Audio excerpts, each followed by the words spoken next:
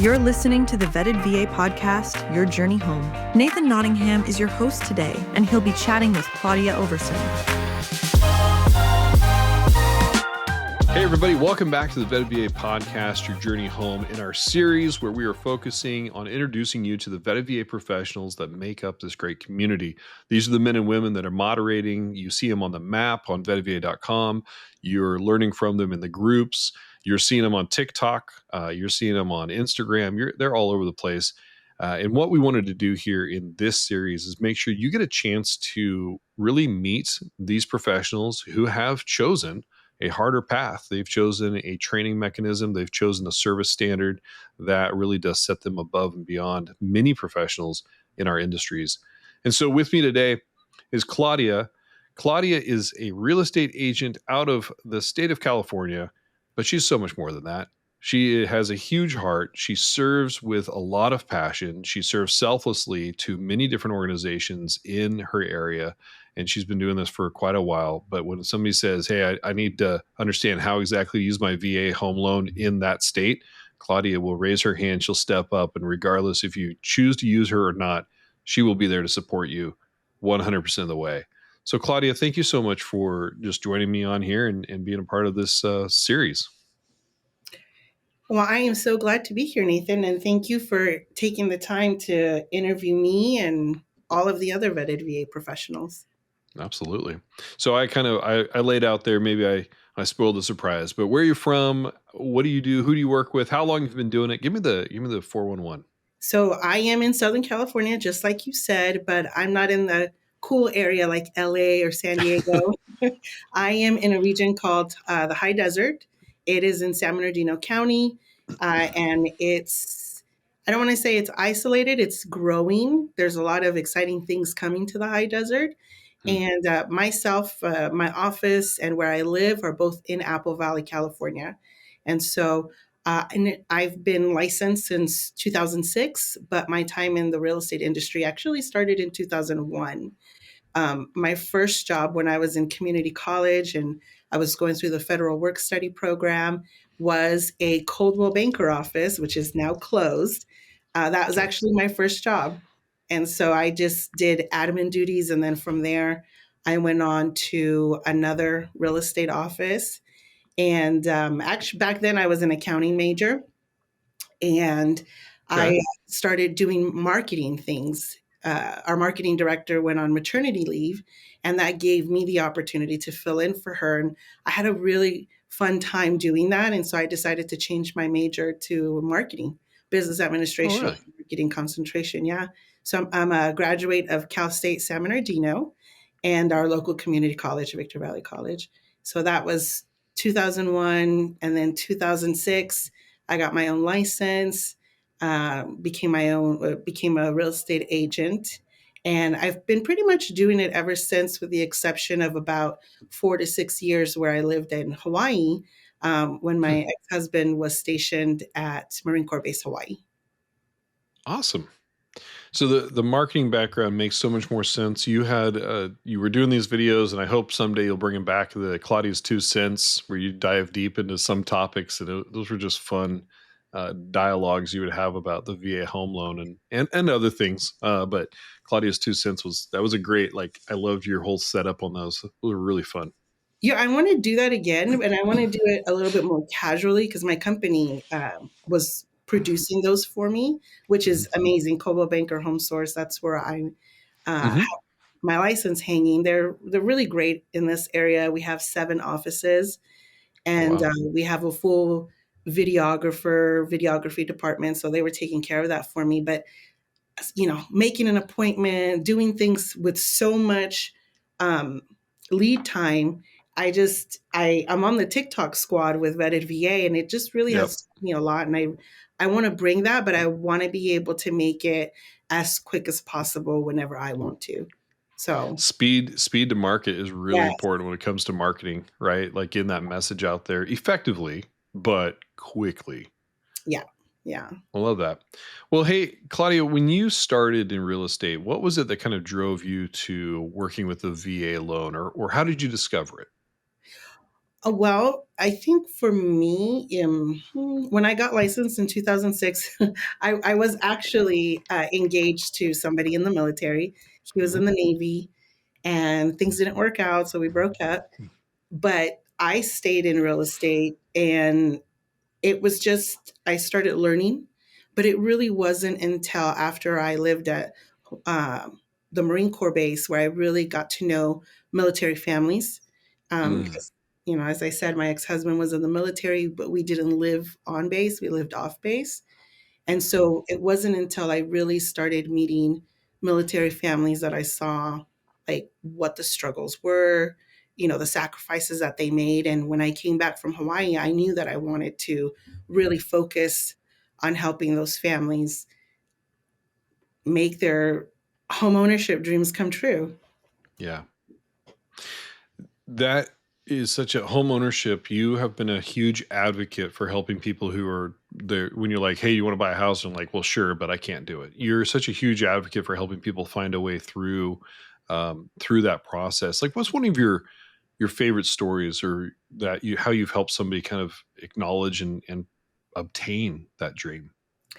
A lot of times people come to me and they're just like you said, they don't think that they can. And so I do try to find different solutions. Here in California, we do have several or different options for a veteran to buy a home. And so if somebody's not able to get a traditional VA loan, I've been able to help them get a CalVet VA loan, which is a little bit more flexible on the credit guidelines. Okay. And I would say those are my favorite stories, just people who didn't think they could buy and then they did. Or, since we're focusing on VA loans, I've had the honor to help a few Vietnam veterans Hmm. buy their That first home. is, yeah, buy their first home, Yeah. right? That is such an important thing. We've talked about that in some of the other interviews. It's interesting how this topic has come up regularly. Is that there is a generational shift.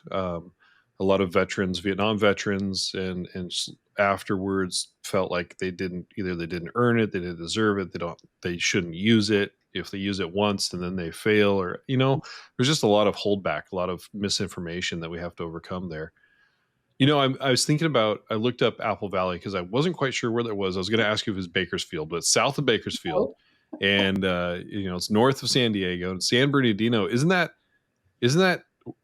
Bill and Ted's Excellent Adventure? Was that San Bernardino?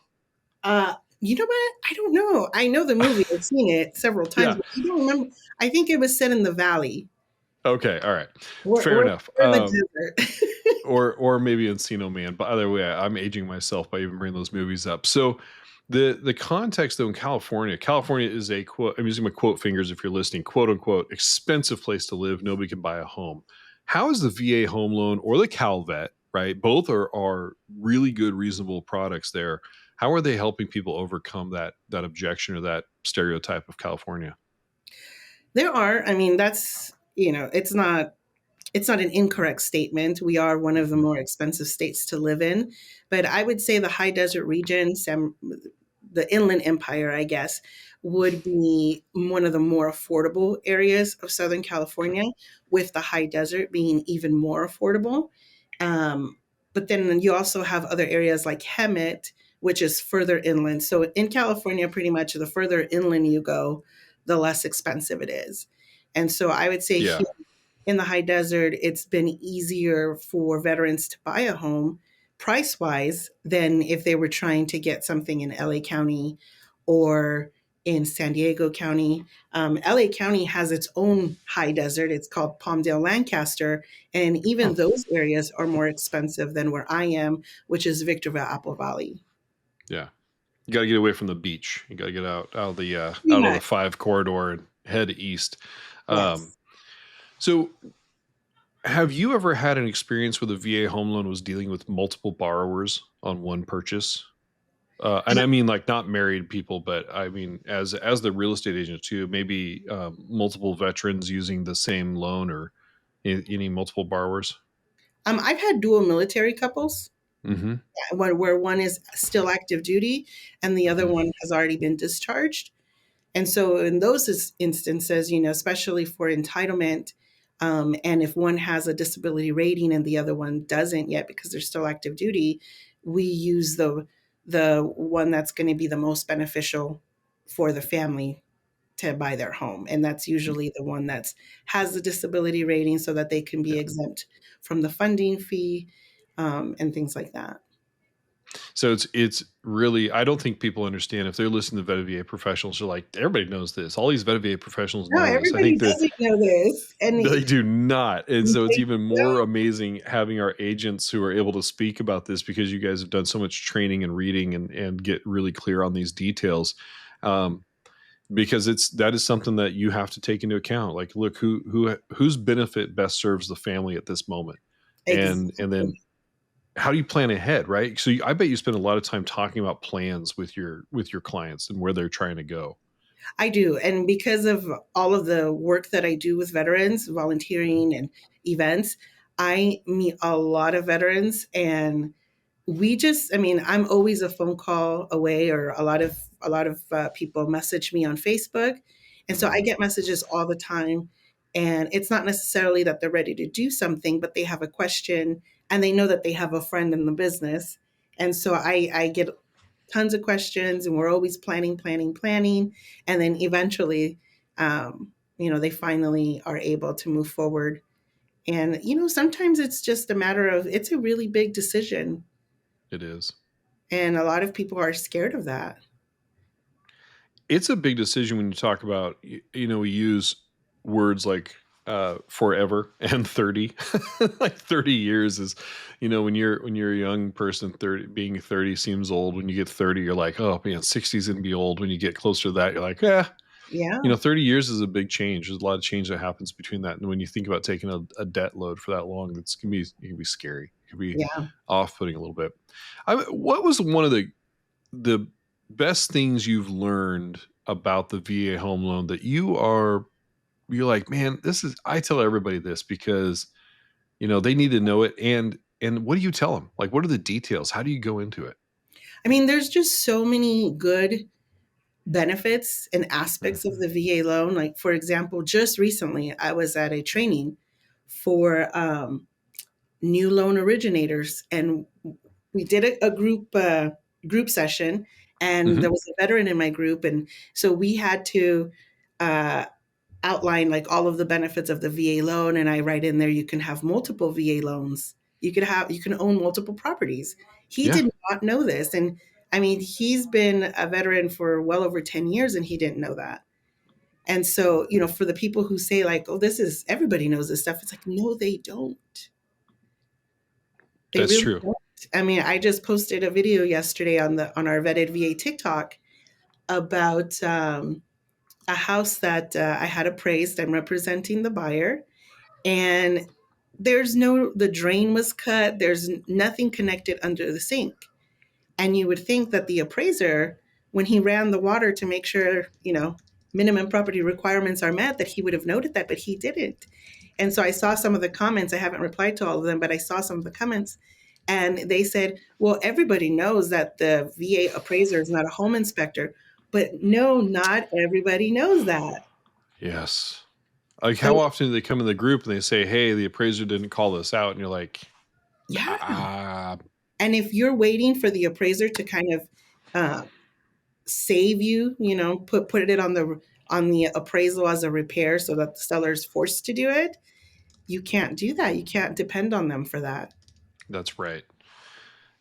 So how do you handle that, like in your perspective and your experience? Appraiser's not an inspector. The appraiser is looking for chapter 12 things, right? Minimum property requirements, soundness, safety, conditions. Somebody goes, Claudia, I don't want to spend the $600, $500 to get this thing inspected. I don't know how much it is in California in your neighborhood. Um, they're like, I don't want to spend the money and have to pay for an appraisal. Let's just use the appraiser. Like, how do you help educate and elevate knowledge that way? I mean, honestly, I don't ever have anybody who says that they don't want to pay for it. They ask, do I have to do it because I'm already getting the Mm, VA inspector is sometimes how they call the appraisal. got it. And, for me, it's like, it's not even a question. It's you do have to have a home inspection, but of course, I never want anybody to take my words out of context. So I make sure to say, well, it is optional, but in my opinion, it really isn't optional because you want to know what you're walking into. Even if you're okay doing some repairs or whatever it is, you want to have the peace of mind of knowing what you're walking into. Yeah. Okay, so walk me through what an inspection looks like versus an appraisal. Because as an agent, a lot of times I expect you probably are present either at the Oh, yeah, inspection or even definitely. the appraiser. Like, so give me your perspective because not always as buyers are we supposed to be there or can we be there. Um, Walk us through that. What are the differences in your perspective? Inspections first, appraisers second. Like, So give me your detailed. the home inspector is there to check every system of the house. They're not really there to tell you, you should ask for all of these repairs, but they're there to tell you if something needs to be repaired, replaced, if it's outside of the scope of their expertise. They're there to tell you, hey, there's this issue. You should hire a licensed, uh, you know, if it's a roof issue, a licensed roofing contractor to further inspect the property. So they're there Mm, to inspect everything, every single outlet, make sure everything is up. Um, Sometimes when you have older homes, they haven't been brought up to code. Maybe they haven't had too many owners, and those owners haven't updated the electrical or anything like that. Those are all the things that the home inspector will note. And it's a very comprehensive inspection that usually lasts about 2 to 3 hours, just depending on the square footage of the house. yeah. And you as the buyer, you can be present if you'd like. You can come in the middle of the inspection and stay till the end. But if you're present at any time, at the very end, the home inspector will go over his findings in a summarized way, and then they'll send you the comprehensive report. Where the appraiser, so as me as a listing agent, I meet the appraiser. We're not allowed to have influence the findings, but we could say, hey, what are the comps that you've seen so far? This is what I'm seeing to support my list price and or the purchase price. Yeah. And they just go through the house and they're looking at it from the value point of view. So if you've done, I know a lot of sellers, they do updates, but unless you're adding square footage or you're adding a bedroom or something significant, it's not going to make a huge difference on the value. That's true because value is it's a couple things, right? It's not just hey, this house has an extra bedroom. They have to actually make some sort of equitable calculation across the entire area that it's in, Yes. um, per square footage, price per square foot, all that stuff, and they do that comparable. Talk to me about this. I've had this one come up in our group a few times. Like somebody gets their inspection report back, and it's jaw dropping. Like I remember, I'm in the industry, right? I'm on the lender side. And I did when the last house I bought, I get my inspection report back. And I was like, oh my gosh, this house is going to fall down. Like you see all these things. You're like, this house is horrible. It's going to die. I'm going to buy it and it's going to fall apart. So how should we accurately or actively participate in the inspection process to get uh, soundness, confidence of mind that we're buying something that's okay? What's your recommendation? So I would say have a plan from the beginning. If you want to buy something that's completely moving condition, then we're not going to be looking at things that are going to be needing huge repairs. Um, Mm, but be willing to make some repairs or decide what you're willing to do. So if you're willing to do cosmetic things, and a lot of the things that are on the home inspection are not, huge repairs. Like let's say the electrical doesn't need to be updated. Maybe it's just you have to switch out a GFCI outlet by the sink. Those are little things. Those are things that you could handle or you could ask the seller to handle. It really just depends on the conversations that were had beforehand. yeah. When you made your offer, where sometimes the seller is, if they're willing to take a lower price, they're not willing to do repairs. Hmm. It's all a negotiation, really. And then even if a seller says that they're selling the house as is, you do have the right to ask for the repairs. They won't Hmm. necessarily reply back or do any of them, but you do Right. have that right to ask so that at least it's noted in the file that you requested them. I like that, and that's such a big thing. I was told one time, and it was actually this last house we just bought, which was a more of a farmhouse on acreage in Texas, and built in the '90s. And I was like, somebody said, "Hey, grab 3 colored pencils, red, yellow, and green, and go through the report and highlight in red things that you can't fix and that you think are a danger to living in the house. Put in yellow things you're not sure about. You may want another inspection or another question on, and then highlight things in green that you're like, oh my gosh, piece of cake. I'll fix it when I move in." Right? Like Oh, I like that. cracked electrical covers. And so I did that. I remember doing that and then thinking like the whole report, I'm like, oh, it's all falling apart. And by the time I flipped through it, there were like 4 or 5 things that were red. And I went back to my agent and was like, hey, I don't know if these are, let's have this fixed or at least examined again. And then a couple things were yellow, and I was like, let's just ask him to fix this. And I remember one of them was something about a sink fix, and he's like, no, the sink is fine. It's here's the pictures and everything. And then I asked for something else, and instead the sellers were like, you know what, we're not going to do it. You can have the house, but we'll leave the riding lawnmower. And I'm like, cool. Like, what it would cost me to buy a riding lawnmower versus what it's going to cost me to get this, I win. So great, thank you. I'll take the riding lawnmower. And that was just, That's it was an awesome. asset. A personal asset had no value in the property whatsoever, but they could still choose to leave it, and they chose to leave it, and that was very nice of them. So I mean, that's a good point right there too, though. It's, some sellers don't want the hassle of dealing with hiring contractors, doing repairs, so they'll just throw money at it. yeah, They'll offer you a credit, or in your case, they'll offer you something of substantial value yeah, in lieu of the repairs. yeah. And it worked out for me because I think it cost me $500 to have it fixed, and I got a $4,000 riding lawnmower. I was like, done. I had to buy one anyway because it was acreage. So, um, Cool. Claudia, when you go out, you spend a lot of time volunteering, and you kind of glossed over it early. You volunteer with a lot of different organizations in your area, and you spend a lot of time at booths and talking to people. Tell me a little bit about that. Why do you do it? What do you do? Initially, so when I first came back into real estate after living in Hawaii back in 2017, I knew that I wanted to focus more on the veteran community, and so Yeah. I joined a program called Homes for Heroes, Mhm. and that was really my effort of going out and introducing people to that program.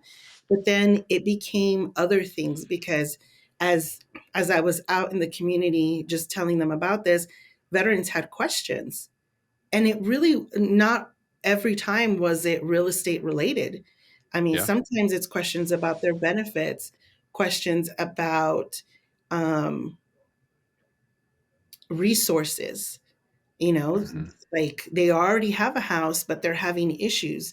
And I think over time it changed from, hey, look, I'm a real estate agent, hire me, to more of a, you're a veteran. These are all the resources that are out there for you. Let me know Yeah. if you have any questions. And I Yeah. think with my involvement with Vetted VA and learning as much that I have, I mean, it really became more of a, this, I know this, you need to know this because this is about your benefit. And Yeah. so, um, all of the organizations that I've worked with, they've all been here in the community, and it's all, one might focus on active duty, and Mhm. another one is more about veterans. Another one is even about Gold Star families. And Mhm. so that's kind of where I started with that. And so it became one of those, if there's an organization out there and I see that they're struggling to really raise awareness or let people know what they're doing, I want to step in and help. And so I think that's how it started for me with all of them actually. With Hmm. AUSA, I asked my broker if he would sponsor a table for their Army birthday barbecue, and they agreed, and I went. And it wasn't what I thought it was going to be, and I thought, they need some help here. Let me see if I Hmm. can help. And so I've been there, I want to say 5 or 6 years now. And then from there, one of the board members, she she worked for the Army. I'm near Fort Irwin. And so she worked Okay. for the Army in their Survivor Outreach Services program. She was the coordinator, so she came across a lot of Gold Star families. Mm. But she's just one person. And so she had all of these things that she needed to do. And I said, hey, if you need some help, I'm happy to help you. And so it started off little by little because of course, she had to make sure that I could be trusted and Yep. I had to prove myself. And then over time it just became I set aside one day to go to her office and I would just be there the whole day just helping her with whatever she needed, whether it was admin work or putting an event together. We did a lot of remembrance events for the families. And then from there, I just got involved with the DAV, Disabled American Veterans. There's two chapters that I support, Chapter 12, which is San Bernardino, and Chapter 92, which is my high desert chapter. And I've Okay. been more and more involved with them. I'm part of the auxiliary now. And it's just, it's just a bunch of veterans who already served and who still want to serve their Yep. brothers and sisters. Yep. And so I feel like I have a lot of skills that could help them put their message out there further. And plus, I love that. my two siblings are my brothers are veterans. My Yep. husband is a combat veteran. He retired from the Army after 18 years.